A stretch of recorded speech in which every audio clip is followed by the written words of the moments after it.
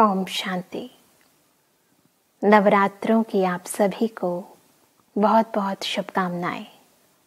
प्रतिवर्ष अश्वनी मास की शुक्ल प्रतिपदा से लेकर नवमी तक हम नवरात्रों का ये शुभ पर्व मनाते हैं।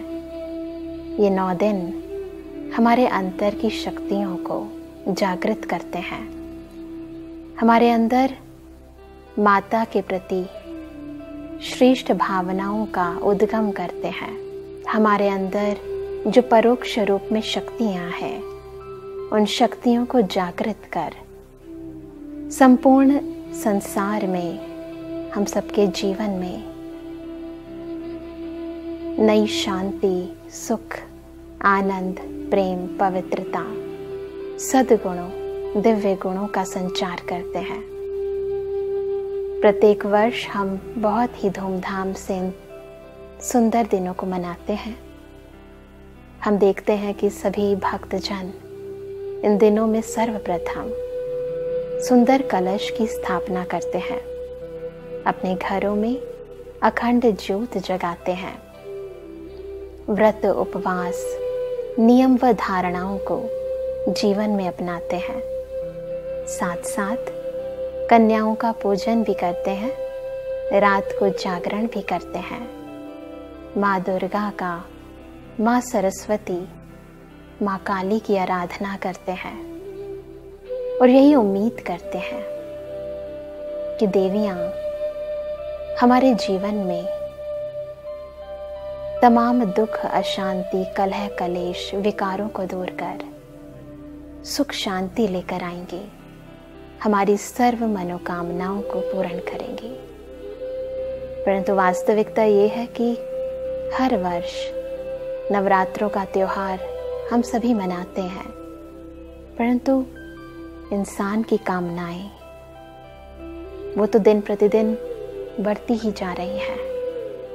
संसार में बुराइयां और बीमारियां वो भी हम देख रहे हैं कि इतनी तीव्र गति से बढ़ रही हैं। ऐसे में यदि हम कहें कि नवरात्रों का ये त्योहार हमारे अंदर की पुराने विकारों को, संस्कारों को, हमारी विकृतियों को सदा के लिए खत्म कर देगा,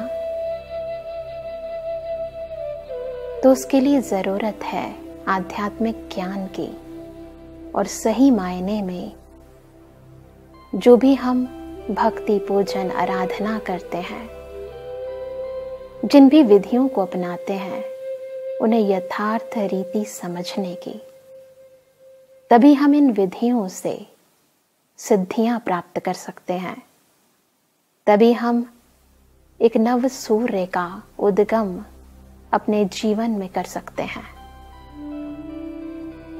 एक नव सृष्टि का आगाज कर सकते हैं। बहुत जरूरत है समझना कि क्या छिपा है उन विभिन्न कहानियों के पीछे जो हम भक्ति मार्ग में अक्सर सुनते सुनाते आए हैं। बहुत सारी कहानियां नव दुर्गा से संबंधित, इन नवरात्रों से संबंधित हम सभी ने सुनी है। विभिन्न पौराणिक कथाओं के माध्यम से, विभिन्न असुरों के माध्यम से, दुर्गा सप्तशती में, पुराणों में एक रूपक अलंकार के माध्यम से हम सभी को खूबसूरत संदेश दिया गया है, ताकि हम अपने जीवन के अंधकारों को दूर कर सकें। देखा जाता है कि नवरात्रि, शिवरात्रि, जन्माष्टमी ये वो त्योहार हैं जो रात्रि को मनाए जाते हैं, क्योंकि देवी देवताओं वो परमात्मा शिव सदा आत्मिक स्थिति में है, सदा अपनी अजर अमर अविनाशी स्थिति में है। अतः जब रात्रि शब्द उनके साथ प्रयोग में आता है, तो वह हद की रात्रि नहीं, अपितु बेहद की रात्रि हो जाती है। वो रात्रि जो कलह कलेश की रात्रि है, वो रात्रि जिसमें दुख है, अशांति है, परेशानी है। संसार के अंदर फैली हुई विकृतियां हैं, जिसमें काम है, क्रोध है, लोभ है, मोह है, अहंकार है, ईर्ष्या है, द्वेष है, घृणा है, भय है, आलस्य है। ये सभी आसुरी अवगुण जब संपूर्ण संसार में, प्रत्येक समाज में, हर व्यक्ति के जीवन में हावी हो जाते हैं, तब जरूरत पड़ती है उस परमात्मा शिव की शक्ति की। और जब हम परमात्मा से वो शक्ति लेते हैं, तो उस शक्ति के द्वारा ही हम अपने अंदर के इन अवगुणों को, हम अपने अंदर की इन विकृतियों का सदा के लिए सर्वनाश कर सकते हैं। और तभी हमारे अंतःकरण से दुर्गा, सरस्वती, काली, वैष्णवी, नैना देवी, ज्वाला, शीतला, ब्रह्मचारिणी जैसी अनेकानेक शक्तियां अपने आप ही उजागर हो जाती हैं। सबसे पहले समझते हैं इन पौराणिक कथाओं के पीछे छिपे हुए भाव को। एक बहुत ही सुंदर कथा नवरात्रों से संबंधित हम सुनते हैं। कहते हैं कि जब चारों युगों की समाप्ति का समय था, उस समय चिरातीत में मधु और कैटप नामक दो असुर, जिन्होंने संपूर्ण देवी देवताओं को अपने अधीन कर दिया था, और उस समय कहते हैं कि विष्णु जी योग निद्रा में सोए हुए थे, और तब ब्रह्मा जी ने एक आदि कन्या को प्रकट किया, और उस आदि कन्या ने मधु और कैटप दोनों राक्षसों का अंत किया। इसी प्रकार एक कहानी दुर्गा सप्तशती में भी कही गई है। कहते हैं कि महिषासुर नामक एक राक्षस, एक दैत्य, जिसने समस्त देवी देवताओं को पराजित कर दिया था, जिसके कारण समस्त ब्रह्मांड में हलचल हो गई थी। उस असुर का विनाश करने के लिए त्रिदेव ने एक आदि शक्ति को जागृत किया, प्रकट किया, और ये आदि शक्ति अष्टभुजाधारिणी थी, दिव्य गुणों से सुसज्जित थी, त्रिनेत्री थी। और उस आदि शक्ति ने महिषासुर नामक राक्षस को सदा के लिए खत्म कर दिया, विनाश कर दिया। एक और कहानी जो बहुत प्रचलित है, वो है सूर्य के वंशज शुंभ और निशुंभ की।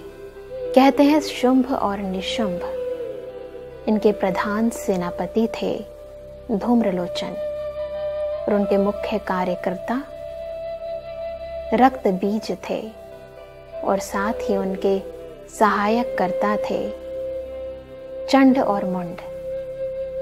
ये सभी राक्षस इतने शक्तिशाली थे, जिन्होंने समस्त सृष्टि में हाहाकार मचा दिया था। और कहते हैं तब परमात्मा शिव की शक्ति पार्वती जी ने महाकाली का रूप धारण कर इन सभी राक्षसों का अंत किया। वास्तविकता ये है कि मधु और कैटप यानी राग और द्वेष प्रत्येक मानव में है, और इस मधु और कैटप को यानी राग और द्वेष की विभिन्न भावनाओं को, जो कि काम, क्रोध, लोभ, मोह और अहंकार के रूप में आज हर एक मानव के अंदर, उसके मन चित्त पर हावी हो गई हैं। अलग अलग माध्यमों के, अलग अलग मीडिया के माध्यम से, अलग अलग चित्रों के माध्यम से, कुसंग के माध्यम से इंसान इन सब का शिकार हो जाता है। बहुत जरूरत है कि अपने अंदर के इन विकारों का सर्वनाश करने के लिए अपने अंदर की सुषुप्त शक्तियों को हम जागृत करें। और इसी के लिए कहते हैं कि स्वयं ब्रह्मा जी ने आदि शक्ति को जागृत किया, प्रकट किया, तो जरूरत है अपने अंदर के आदि गुणों को जागृत करने की। आदि यानी जो स्टार्टिंग के गुण थे। वह समय जब हम सभी इस सृष्टि रंगमंच पे सर्वप्रथम आए थे, अपने अंदर की उन आदि गुणों को, आदि शक्तियों को जागृत जब हम करते हैं, तो ये जो बाह्य संस्कार हैं, स्वभाव हैं, ये जो विकृतियां हैं, तो ऑटोमेटिक इन विकारों का अंत हो जाता है, क्योंकि स्मृति से समर्थी आती है। जैसे जैसे हमें अपने आदि अनादि संस्कार स्मृति में आते हैं, याद रहता है कि वास्तविकता में हम स्वयं परमपिता परमात्मा की शक्ति हैं, उस ज्ञान सूर्य की, शिव की शक्ति है, मास्टर ज्ञान सूर्य हैं, मास्टर सुख सागर हैं, मास्टर शांति सागर हैं। तो हमारी आंतरिक शक्ति हमें समर्थी प्रदान करती है, और इसी शक्ति और समर्थी से हम इन विकृतियों का अंत करने के लिए समर्थ हो जाते हैं। इसी प्रकार हम देखते हैं कि महिषासुर, यदि इस शब्द को हम विच्छेद करें तो महिष यानी भैंस। आज इंसान की बुद्धि भैंस के समान, यानी हर एक इंसान विवेकहीन हो गया है। निर्णय शक्ति, परखने की शक्ति, क्या ठीक है क्या गलत है, उसे समझ ही नहीं है। विकारों की तरफ ऐसा आकर्षित हो जाता है कि उसे अपने और पराये का भेद समझ नहीं आता। दुखदायी विकृतियों को अपने जीवन का अभिन्न अंग मान लेता है। हम देखते हैं कि आज हर एक घर में, खास तौर पर हमारी नव पीढ़ी, अनेक विकारों से ग्रस्त है। ड्रग्स, शराब, नशीले पदार्थ जीवन का अंग बना बैठे हैं। अपनी दिनचर्या को बिल्कुल ही प्रकृति के विपरीत बना बैठे हैं। जो चीज सही है उसको सही न समझकर गलत को अपने जीवन में अपना बैठे हैं। अपनों को छोड़कर कहीं और प्रेम, सुख, शांति की तलाश में भटक रहे हैं। बहुत जरूरत है इस महिष बुद्धि को, इस अविवेक को, इस तमो प्रधानता की बुद्धि को खत्म करना। और उसके लिए जरूरत है अपने जीवन में अष्ट शक्तियों को धारण करना। उसके लिए जरूरत है तीसरे नेत्र को जागृत करना, समझना कि वास्तविकता में हम ये देह नहीं, अपितु इस देह को चलाने वाली आत्मा है, शिव की शक्ति है। बहुत जरूरत है अपने अंदर के दिव्य गुणों को जागृत करना। स्वयं में धैर्यता, सत्यता, नम्रता, सहनशीलता, हर एक इंसान के प्रति शुभ भावना, शुभकामना, मधुरता, कर्मों में हर एक के प्रति श्रेष्ठ भावना, श्रेष्ठ कामना, इन सभी सद्गुणों को जीवन के अंदर धारण करने की। और जब दिव्य गुण, ईश्वरीय शक्तियां, सद्ज्ञान जीवन में आ जाता है, हम स्वयं शक्ति स्वरूपा बन जाते हैं, दिव्य गुणों रूपी गहनों से सुसज्जित हो जाते हैं। विभिन्न अलंकारों से, बाह्य अलंकार नहीं, बाह्य शस्त्र नहीं, परंतु ज्ञान के अलंकारों से ईश्वरीय याद की अग्नि में स्वयं को जला देते हैं, अपने वास्तविक अस्तित्व को समझ जाते हैं। तो यही सद्विवेक, यही सद्भावना, यही सतो प्रधान वृत्ति अंतर की तमो प्रधानता को सदा के लिए खत्म कर देती है। इसी प्रकार हम देखते हैं कि शुंभ, निशुंभ, धूम्रलोचन, वास्तविकता में इनके पीछे भी बहुत ही सुंदर भावार्थ है। धूम्रलोचन यानी जिसकी आंख में धुआं है। आज हम देखते हैं कि इंसान की दृष्टि और उस दृष्टि के पीछे छिपी हुई वृत्ति बहुत ही विकारी हो गई है। क्रोध, ईर्ष्या, काम वासना दृष्टि में ऐसी समाहित हो गई है कि ईश्वरीय दृष्टि को इंसान भूल गया है। तो बहुत जरूरत है अपनी आंतरिक स्थिति से, अपनी आंतरिक शक्तियों से अपने दिव्य लोचन को जागृत करना, ताकि ये धूम्र लोचन सदा के लिए खत्म हो जाए। उसी प्रकार हम देखते हैं कि जो रक्त बिंदु है, बताते हैं शास्त्रों में कि इस असुर में ये खूबी थी कि इसके रक्त का एक बूंद भी यदि कहीं पर गिर जाता था तो एक और रक्त बिंदु उत्पन्न हो जाता था, और इसीलिए इसको मारना अत्यधिक कठिन था। परंतु शिव शक्ति तो वो है जो अंश और वंश सभी का सर्वनाश कर दे। हम देखते हैं कि आज इंसान की विकृतियां ऐसी हैं, चाहते हैं कि खत्म हो जाए, बार बार इनको खत्म करने का प्रयास करते हैं, परंतु फिर दोबारा वह विकृतियां क्योंकि अंश रह जाता है तो फिर से उत्पन्न हो जाती हैं, और बार बार यथासंभव प्रयास करने के बाद अक्सर इंसान हताश हो जाता है और अपने जीवन के अंदर इन विकृतियों को खत्म करने का जो प्रयास है उसे छोड़ देता है। और इसीलिए इंसान जब खुद असमर्थ महसूस करता है तो स्वयं परमपिता परमात्मा सर्वशक्तिमान उसे समर्थी प्रदान करते हैं, उसे शक्ति प्रदान करते हैं कि वह अपने अंदर की इन विकृतियों के अंश और वंश को समाप्त कर दे।